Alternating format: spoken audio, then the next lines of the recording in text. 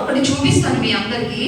ఈ చూపించే దాంట్లో, నేను చెప్పే దాంట్లో మీరు జాగ్రత్తగా విని లాస్ట్ నేను అడిగిన క్వశ్చన్స్కి ఎవరు ఆన్సర్ చెప్తారో కూడా నేను చూస్తాను. ఓకేనా? గ్రాస్పింగ్ పవర్ ఎవరికి ఎక్కువ ఉందో నేను చూస్తాను. అండ్ దానికన్నా ముందు నేను చెప్పబోయే విషయం ఒక రియల్ ఇన్సిడెంట్. ఏంటో తెలుసా? ఒక రియల్ ఇన్సిడెంట్ అంటే ఏంటి? నిజంగా జరిగిన సంఘటన. ఏంటది? పిల్లలు చెప్పండి, చిన్న పిల్లలు. నిజంగా జరిగిన ఒక సంఘటనని ఈరోజు మనము చూద్దామా? అందరూ చేతులు కట్టాలి, నోటి మీద వేలేయాలి, చాలా చక్కగా చూడాలి. ఓకే, ఇది ఎక్కడ జరిగింది అంటే ఫ్రాన్స్ దేశంలో జరిగింది. ఎక్కడ? ఫ్రాన్స్. తెలుసు కదా మీ అందరికి? ఇండియా వరల్డ్ మ్యాప్ తెలుసు కదా? వరల్డ్ మ్యాప్ లో ఫ్రాన్స్ ఎక్కడ ఉండదో తెలుసు కదా? ఆ ఫ్రాన్స్ దేశంలో లాయన్స్ అనే ఊరు. ఏ ఊరు? లాయన్స్ అనే ఊరిలో ఈ సంఘటన జరిగింది. అయితే ఈ యొక్క లాయన్స్ అనే ఊరు ఈ సంఘటన జరిగే సమయము ఏంటనేది మనం ఒకసారి చూద్దాం.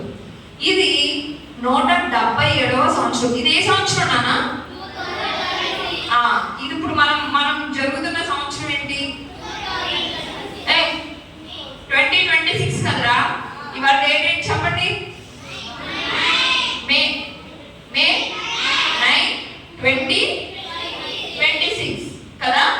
అయితే 1800లో జరిగిన సంఘటన ఈ రోజు మనం చూద్దామా? 1800 అంటే మన ఇయర్ నుంచి 1800 ఇయర్స్ బ్యాక్, అంటే 1800 సంవత్సరాల క్రితం జరిగిన ఒక సంఘటనని ఈ రోజు మనము చూద్దామా? ఆ రోజుల్లో ఏంటి అంటే యేసయ్య ఈ భూమి మీదకి వచ్చారా? పుట్టారు కదా. మనందరూ క్రిస్మస్ చేసుకుంటాం కదా యేసయ్య పుట్టుకకి ఒక జ్ఞాపకంగా. సో యేసయ్య పుట్టిన తర్వాత యేసయ్య చనిపోయారు కదా. పుట్టిన తర్వాత ఆయన చాలా అద్భుత కార్యాలు, ఆశ్చర్య కార్యాలు చేసి ఆశ్చర్య కార్యాలు చేసి తర్వాత ఆయన ఏం చేశారు? శిలువ మరణం పొందారు. ఆయన శిలువ మరణం పొందిన తర్వాత ఆయన తిరిగి లేచారా? లేచారు కదా. ఆ లేచిన తర్వాత అక్కడ నుంచి ఏమైంది అంటే సంఘం అనేది స్టార్ట్ అయింది. సంఘం అంటే ఏంటి? ఇప్పుడు మనం అందరూ చర్చ్కి వచ్చామా? అయితే అప్పట్లో చర్చెస్ అనేవి లేవు. స్టార్టింగ్ సంఘం ఎలా ఉండేది అంటే, నేను యేసుక్రీస్తుని నమ్మాను అనుకో, నా ఇంట్లోనే కొంతమందిని పెట్టుకొని అక్కడ మేము ప్రార్థన చేసుకోవచ్చు. అర్థమైందా పిల్లలు మీ అందరికీ? నేను చెప్తున్నా అర్థమవుతుందా? అలాగే ఈ యొక్క యేసుక్రీస్తుని నమ్మిందనుకో, తన ఇంట్లోకి నేను వెళ్ళి ప్రైజ్ లార్డ్ సిస్టర్ అని చెప్పి కాసేపు కూర్చొని అక్కడ ఆరాధన చేసుకుంటాం. అయితే ఇలా ఎవరైతే క్రైస్తవులుగా మారి యేసుక్రీస్తుని నమ్మి ఉన్నారో వీళ్ళందరినీ కూడా రోమా చక్రవర్తికి క్రైస్తవులు అంటే ఇష్టపడలేదు. సో క్రైస్తవుల్ని ఏం చేయాలి అని అంటే వాళ్ళని చంపేయండి అని ఆజ్ఞ ఇచ్చాడంట.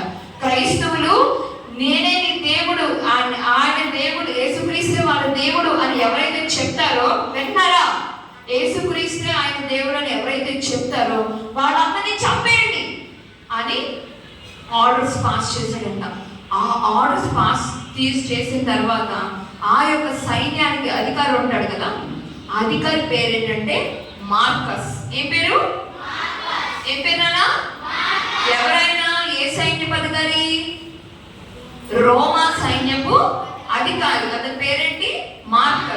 మార్కస్ అనే అతను చాలా క్రూరమైన వాడు అనమాట. ఎవరైనా కూడా క్రైస్తవులు కానీ యేసుక్రీస్తు అనే దేవుడు అని ఎవరన్నా అంటే వెంటనే తీసుకురండి, చంపేద్దాం అని చెప్పి ఆజ్ఞ ఇచ్చేసాడు. ఎవరికి ఇచ్చేసాడు అంటే వాళ్ళ సైనికులందరికీ ఇచ్చేసాడంట. వింటున్నారా పిల్లలు?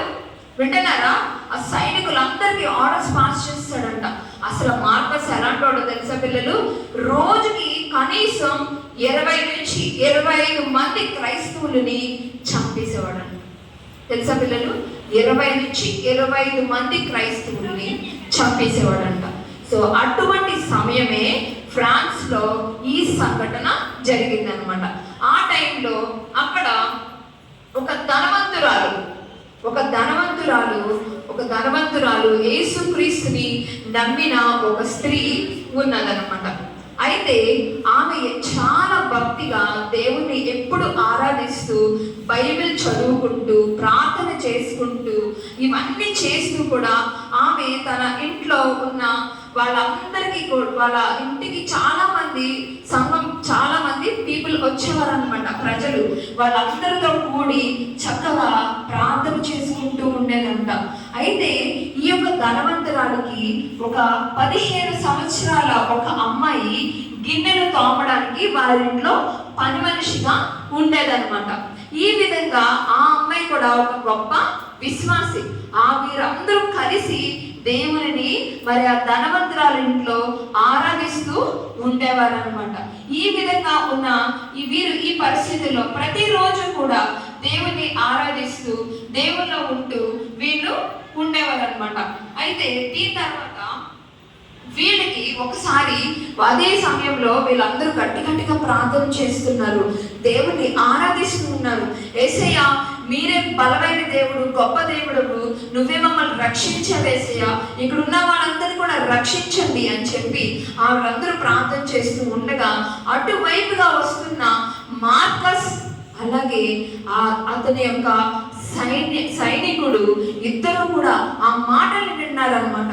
ఆ మాటలు విని, ఏ సైనికుడా, ఎవరు వాళ్ళు, చూడు అటువైపు వెళ్ళి అని చెప్పారు. చెప్పగానే సైనికుడు వెళ్ళి చూసి గబగబా మార్కస్ దగ్గరికి వచ్చి, అయ్యా అక్కడ ఎవరో దేవుడిని ఆరాధిస్తున్నారు, ఆ ఇంట్లో దేవుడికి ప్రార్థన చేస్తున్నారు అని చెప్పాడు. చెప్పినప్పుడు వెంటనే వెళ్దాం, మనం కూడా వెళ్ళి మనం తీసుకొద్దాం అని చెప్పి వెంటనే మార్కస్ కూడా అక్కడికి వెళ్ళి తలుపులు బద్దలు పట్టుకొని లోపలికి వెళ్ళారంట. వెళ్ళేసరికి వాళ్ళందరూ భయపడిపోయారు. అమ్మో, రోమా సైన్యం వచ్చేసారు బాబోయ్ అని చెప్పి వాళ్ళందరూ భయపడిపోయి, రండి, ఏం చేస్తున్నారు మీరు ఇక్కడ ప్రార్థన చేయడానికి వీళ్ళని అధికారులు ఇలా చెప్పారు కదా, అయినా కూడా మీరు ఇలాగా ప్రార్థన చేస్తున్నారు, తీసుకువెళ్ళు.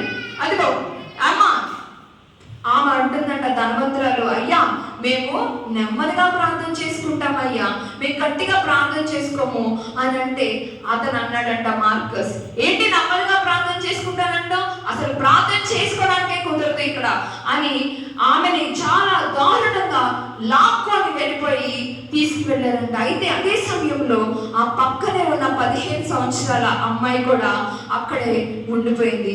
వెంటనే ఆ అమ్మాయిని తీసుకొస్తుండగా ధనవంతురాలు, అయ్యా ఆమె తీసుకొస్తాయ్యా, చిన్నపిల్ల అయ్యా, ఆమెకి ఏం తెలియదయ్యా, అది నేను బతిమలాడుతుందా, కుదరదు, నువ్వు తీసుకురా, ఆమెను కూడా తీసుకెళ్ళు అని చెప్పి ఆ అమ్మాయిని కూడా తీసుకొని జైల్లో వేసేసారంట. అయితే ఇక్కడ ఏం జరుగుతుందో తెలుసా పిల్లలు, వాళ్ళందరినీ కూడా 21 రోజులు ఆహారం లేకుండా జైలులోనే వారిని ఉంచేశారంట. ఆ విధంగా జైల్లో ఉంచేశారు. ఆహారం లేదు, ఫుడ్ లేదు, ఏమీ లేదు వాళ్ళకి. అలా సొమ్మసిల్లి అలా ఆడిపోతుంటే అక్కడున్న ప్రజలు, ఎక్కడ ప్రజలు ఆ ఊరి పేరు ఏం చెప్పుకున్నాం మనం, లాయన్స్ కదా. లాయన్స్ అనే ఊర్లో ప్రజలందరూ అనుకుంటున్నారు, అయ్యో ఆ చిన్నపిల్లని కూడా తీసుకెళ్ళిపోయారంట, ఆ చిన్నపిల్లేమో చాలా బలహీనంగా ఉంటది, పాపం ఏదో పని చేసుకున్న పిల్లని కూడా తీసుకెళ్ళిపోయారు, ఖచ్చితంగా అమ్మాయి కొన్ని దినాల్లో చనిపోతుంది, అయ్యయ్యో అని చెప్పి అక్కడ ఉన్న ప్రజలందరూ మాట్లాడుకుంటున్నారు. చివరాఖరికి 21 దినాలు నిండిపోయాయి. మార్కస్ సైనికుల్ని పంపించాడు, నువ్వు అక్కడికి వెళ్ళి వాళ్ళల్లో ఎవరు చచ్చిపోయారో చెప్పాలి నాకు అని అన్నప్పుడు అక్కడున్న సైనికుడు వెళ్ళి చూశాడంట, మిగిలిన వాళ్ళందరూ చనిపోయారంట, ఒక్క ఆ 15 సంవత్సరాల అమ్మాయి మాత్రమే బ్రతికున్నదంట. ఆ అమ్మాయిని తీసుకొని మార్కస్ గారు ఇదిగో ఆ అమ్మాయి ఒక్కతే బ్రతికున్నది అని చెప్పి ఆ అమ్మాయిని తీసుకొని ఆ మార్కస్ దగ్గరికి తీసుకువెళ్ళాడు. నువ్వు ఒక్కదానివే బ్రతికున్నావా, నువ్వే ముందు చనిపోతావు అనుకున్నానే, కానీ నువ్వు ఎలా బ్రతికున్నావు, అయినా నిన్ను ఎలా చంపాలో నాకు తెలుసులే అని చెప్పి ఆమెని ఒక కర్రతోటి అక్కడ పెట్టి కట్టించేశాడంట. అయితే పిల్లలు, మీ అందరికీ తెలియని ఒక విషయం తెలుసా, మనందరం సినిమా థియేటర్కి వెళ్తామా? వెళ్ళారా? ఎవరైనా సినిమా థియేటర్స్ చూసారు కదా, ఆ థియేటర్లో ఎలా కూర్చుంటాం మనం? పైన ఒక కుర్చీలు, తర్వాత రెండో వరుసలో ఇలా ఇలా ఇలా స్టెప్ వైజ్ గా కూర్చుంటారు కదా. మరి అప్పట్లో రోమా రాజ్యంలో ఒక పెద్ద థియేటర్ ఉండేదంట. అది ఎలా ఉండేదంటే రౌండ్ గా ఉండేదంట. ఎలా ఉండేది? రౌండ్ గా ఉండి ఇంచుమించు ఒక 25,000 అంటే 25,000 మంది కూర్చొని చూడగలరు అనమాట. వింటున్నారా? ఎంతమంది కూర్చోగలరు అక్కడ? 25,000 మంది అక్కడ కూర్చొని ఆ మధ్యలో గ్రౌండ్ లో ఉన్న ఏం జరుగుతుంది అనేది వాళ్ళు చూడగలరు అనమాట. ఇప్పుడు ఈ మార్కస్ ఏం చేశాడు అంటే మొత్తం ఆ ఊరంతా చాటింపు వేయించాడు, రోమా రాజ్యం అంతా చాటింపు వేయించాడు. రండి, అందరూ రండి, అక్కడ ఎవరైతే ఒక క్రైస్తవురాలిని ఈ రోజు మేము చంపబోతున్నాము, అందరూ రండి, అందరూ రండి అంటే అక్కడున్న రోమా రాజ్యంలో చాలా మంది 25,000 మంది ప్రజలందరూ ఆమెను చంపడాన్ని చూడటం కోసం అక్కడికి వచ్చారంట. పిల్లలు చూసారా? వాళ్ళు ఎంత కర్కోటకలో చంపడాన్ని కూడా వాళ్ళు చూసి ఎంజాయ్ చేస్తున్నారు అనమాట. అర్థమైందా పిల్లలు? ఆ రోజు రానే వచ్చింది. ఆ రోజు 25,000 మంది ప్రజల మధ్యలో అదిగో ఆ 15 సంవత్సరాల అమ్మాయిని ఆ విధంగా ఒక కర్రని కట్టి నిల్చోబెట్టారు. ఆమె 21 రోజుల నుంచి ఏమీ తెలియదు కదా, చాలా నీరసంగా ఉందంట. అక్కడ ఉన్న ప్రజలందరూ హే హే హే చంపేయండి, చంపేయండి, చంపేయండి, ఆమె చంపేయండి, ఆ క్రైస్తవురాన్ని చంపేయండి అని అరుస్తూ ఉన్నారంట. వెంటనే మార్కస్ చాలా ఆనందించి, నేనేదో చాలా గొప్ప పని చేస్తున్నాను ఇప్పుడు, కమాన్ రా అని చెప్పి అడుగు అక్కడున్న సైనికుడితోటి ఇప్పుడు సింహాన్ని తీసుకురా, అక్కడున్న సింహాన్ని తీసుకురా, అవి ఎలా పీకుతుంటాయో చూద్దాము అని చెప్పినప్పుడు వెంటనే వాళ్ళందరూ చాలా ఆత్రంగా చూస్తున్నారు. సింహాలు వచ్చేస్తే ఇప్పుడు ఈ అమ్మాయి పీక్కుతుంటే మనం చూద్దామని చూస్తున్నాయి. సింహాలు చాలా ఆకలితో ఫాస్ట్ గా పరిగెట్టుకుంటూ వచ్చేసి ఆ అమ్మాయి దగ్గరికి వచ్చి ఆ అమ్మాయిని చూసి ఆ అమ్మాయి ఏమో ఏసయ్యా ఏసయ్యా అని ఆ అమ్మాయి అరుస్తూ ఉంటే ఆ సింహాలు అమ్మాయి దగ్గరికి వచ్చి ఏమీ చేయలేదు పిల్లలు, ఏమీ చేయకుండా సైలెంట్గా అలా ఉండి అలా పడుకుండిపోయాయంట, నేల మీద అలా వాలిపోయాయంట. అక్కడున్న 25,000 మంది ప్రజలందరూ చూసి చాలా ఆశ్చర్యపడిపోయారంట. ఏంటి ఈ సింహాలు ఏమీ చేయలేదేంటి, సింహాలు ఏమీ చేయలేదేంటి అని చెప్పి వాళ్ళు చాలా ఆశ్చర్యపోయారంట. అవి అప్పుడు మార్కస్ అన్నాడంట, ఏంటి ఏమీ చేయలేదు ఈ సింహాలు, ఏం పర్వాలేదు, సాయంత్రానికి వాటికి ఆకలేస్తాయి కదా, వాటిని అలాగే ఉంచండి, అవి ఆకలేసినప్పుడన్నా అవి ఈ అమ్మాయిని తినేస్తాయి, అలాగన్నా ఇది చచ్చిపోతుంది అని చెప్పి చాలా కర్కోటంగా ఆ సింహాన్ని సాయంత్రం వరకు అలాగే ఉంచాడంట. ఆ ఎండలో ఆ సింహము వాటికి ఆకలేసినా కూడా చూడండి పిల్లలు, దానియేలు గారిని సింహపోన్లో వేశారు కదా, తెలుసు కదా మన అందరికీ.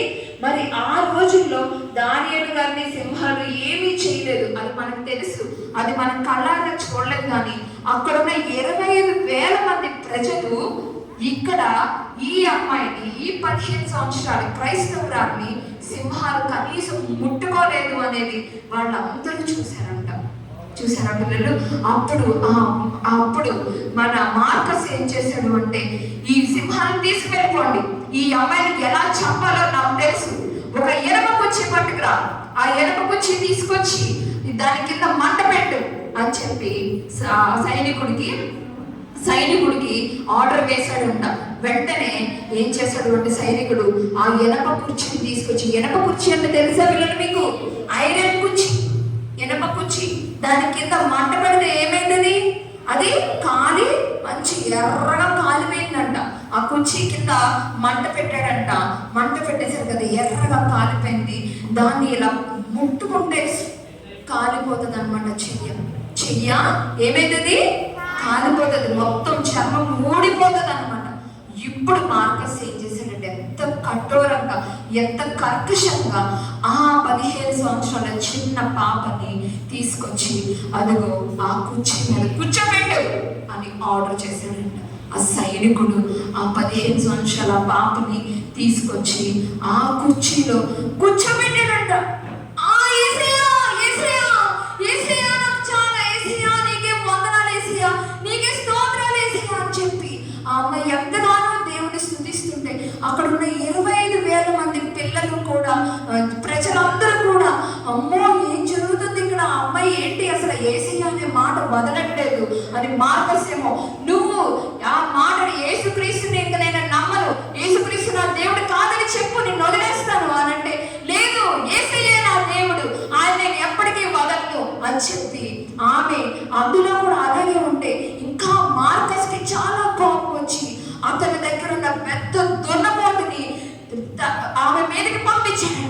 ఆ పంపించేసిన దున్నపోత ఏం చేసినంత 2 కొమ్మలతోటి ఆమెని కింద పడేసిన తర్వాత మార్కస్ అమ్మయ్య అనుకుని ఆ అమ్మాయి అలా కింద పడిపోయి యేసయ్యా యేసయ్యా అని గట్టిగా అరిచి అలా కింద పడి కూలిపోయింది. అంత నిశ్శబ్దంగా అయిపోయిందంట.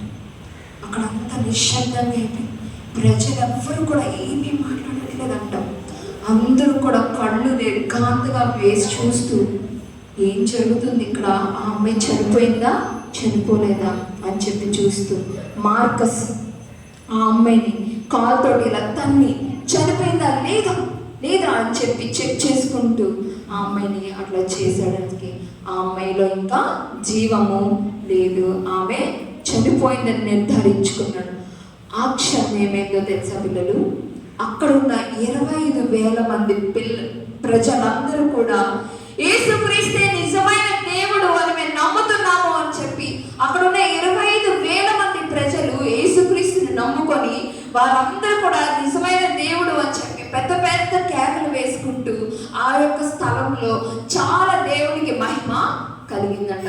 చూసారా పిల్లలు, ఆ అమ్మాయి పేరేంటో తెలుసా పిల్లలు, ఆ 15 సంవత్సరాల అమ్మాయి పేరేంటో తెలుసా పిల్లలు, బ్లాంటీనా. ఏం పేరు? బ్లాంటీనా. ఈ రోజు బ్లాంటీనా దేవుణ్ణి విడిచిపెట్టకుండా ఒక హతసాక్షిగా మన ముందు ఎప్పుడో చనిపోయినా కూడా ఎప్పటికీ ఆమె గురించి మనం చెప్పుకొనడానికి ఆమె ఒక సాక్ష్యాన్ని ఇక్కడ వదిలి వెళ్ళింది. చూసారా, దేవుని కోసం ఆమె నిలబడింది. ఏ పరిస్థితి అయినా, నాకు ఎంత కష్టం వచ్చినా, నాకు ఎంత నష్టం వచ్చినా, నన్ను ఏమన్నా చేసినా, చివరికి నాకు చంపినా, నా చావైనా కూడా అది దేవుని కోసమే నేను చనిపోతాను అని చెప్పి ఆమె అక్కడ నిలబడింది. పిల్లలు, ఈ రోజు మనలో ఎవరైనా దేవుని కోసం హతసాక్షి కావడానికి సిద్ధంగా ఉన్నారా? అసలు ఉన్నారా పిల్లలు? ఎవరైనా నేను దేవుని కోసం నిలబడతానక్క, ఎవరు వచ్చి నువ్వు చర్చ్కి వెళ్ళొద్దు, ఎవరు వచ్చి నువ్వు దేవుని నమ్మద్దు అన్నా నేను వెళ్ళనక్క, నేను ఖచ్చితంగా చర్చ్కి వెళ్తాను, నేను సండే స్కూల్కి వెళ్తాను, దేవుణ్ణే నేను నమ్ముతానక్క అని ఎవరైనా ఇక్కడ నిలబడిన వాళ్ళు ఉన్నారా పిల్లలు? వింటున్నారా? నా వైపు చూస్తున్నారా? అక్కడ అక్క వాళ్ళ వైపు చూస్తున్నారు. నా వైపు చూడండి పిల్లలు. మీకు అర్థమైందా? బ్లాంటీనా ఈ రోజు మన ముందర ఒక హతసాక్షిగా ఉంది. ఇలాంటి హతసాక్షులు మన మధ్యలో అనేక మంది ఉన్నారు. దేవుని కోసం నిలబడిన వారు, దేవునిలో నిలబడాలి, దేవుని కోసం అనేకమైన చోట్ల సువార్త పరిచయానికి వెళ్ళిన వాళ్ళని అనేక మందిని మనం చూస్తున్నాం పిల్లలు. కానీ మనలో ఆ మార్పు ఉందా? మనలో దాని గురించి అసలు ఆలోచిస్తున్నామా? వాళ్ళు ఎవరో వస్తున్నారు, చేస్తున్నారు అనేసి మనం చూస్తున్నాం. కానీ వాళ్ళు ఎందుకు ఈ విధంగా దేవుని కోసం చనిపోతున్నారు? వాళ్ళు ఎందుకు ఈ విధంగా వాళ్ళ కుటుంబాలని, వాళ్ళ సంతోషాన్ని కాదనుకొని ఎందుకు సువార్త పరిచయం చేస్తున్నారు? వాళ్ళ లగ్జరీస్ ఎందుకు వదులుకుంటున్నారు అనేది ఎప్పుడన్నా మీరు ఆలోచించారా పిల్లలు? ఆలోచించండి. ఈ రోజు మీరు ఆలోచించండి. ఆ రోజు బ్లాండిన 15 సంవత్సరాలు అంటే మీ వయసు ఉన్న ఆ పాప కదా, ఇక్కడ ఉన్న 14, 13, 14, 15, 16 ఇయర్స్ వాళ్ళు ఎంతో మంది ఉన్నారు. ఈ సంవత్సరాల్లో మీరు ఎప్పుడన్నా దేవుని కోసం అట్లా నిలబడ్డారా? ఏసయ్యా నేను మానకుండా చర్చ్కి వెళ్తాను ఏసయ్యా అని ఎప్పుడన్నా తీర్మానం తీసుకున్నారా? ఏసయ్యా నేను మానకుండా సండే స్కూల్కి వెళ్తానని తీర్మానం తీసుకున్నారా? నీ కోసం నిలబడతాను ఏసయ్యా అని తీర్మానం తీసుకున్నారా? నీ కోసం సువార్త చెప్తాను ఏసయ్యా అని తీర్మానం ఎప్పుడన్నా తీసుకున్నారా? మీరు పిల్లలు ఎప్పుడన్నా తీసుకున్నారా? తీసుకోకపోతే ఈ రోజు ఈ క్షణమే ఏసయ్యా నీ కోసం నేను నిలబడతాను, నీ కోసం నేను చావునైనా ఎదిరిస్తాను, నేను నీ కోసం ఒక సువార్తికురాలుగా, ఒక సువార్తికుడుగా, ఒక హతసాక్షిగా అయినా నేను నిలబడగలను యేసయ్యా అని ఎవరైనా అనుకుంటున్నారా? అనుకున్న వాళ్ళు ఇప్పుడే చేతులు పైకెత్తండి. నిజంగా అనుకున్న వాళ్ళు ఇప్పుడే చేతులు పైకెత్తండి. ఎవరైతే దేవా నీ కోసం నేను నిలబడుతున్నాను, నీ కోసం నేను ఉంటాను యేసయ్యా, నీ కోసం నేను హతసాక్షిని అవ్వడానికి రెడీ యేసయ్యా, ఇప్పుడే నీలో నేను రక్షణ పొందుకోవాలి యేసయ్యా అన్న వాళ్ళు మాత్రమే చేతులు పైకెత్తండి. నిలబడండి, నిలబడండి. ఎవరైతే చేతులు పైకెత్తారో వాళ్ళు నిలబడండి. చేతులు పైకెత్తిన వాళ్ళు మాత్రమే నిలబడండి. ప్రార్థిద్దాం. ప్రార్థన. అందరూ చేతులు జోడించండి, కళ్ళు మూయండి. ప్రార్థన. మహాపరిశుద్ధ గరుడా యేసయ్య తండ్రి, నీ కొందనాలు, స్తుతులు స్తుతులు స్తుతులు స్తోత్రములు నాయన ప్రభా. తండ్రి మా జీవితం ఏ పాటిది నాయన ప్రభా, మా దినములు ఏ పాటిది తండ్రి నాయన ప్రభా. ఆకాశ మహాకాశములను తండ్రి ప్రభా నీ నోటి మాట ద్వారా సృష్టించిన ఆయన ప్రభా, ఇదిగో తండ్రి ఎన్ని లేని మమ్మలను తండ్రి నాయన ప్రభా నీ యొక్క ప్రేమ ద్వారా మమ్మల్ని ఏర్పాటు చేసుకొని తండ్రి ప్రభా నీ ప్రేమలో మమ్మల్ని నిలబెట్టుకున్నావు తండ్రి. నీ కొందనాలు తండ్రి. ఇదిగో నాయన ఈ రోజు ఇక్కడ ఉన్న ప్రతి బిడ్డ నాయన ప్రభా బ్లాండిన గురించి తెలుసుకున్నారు తండ్రి.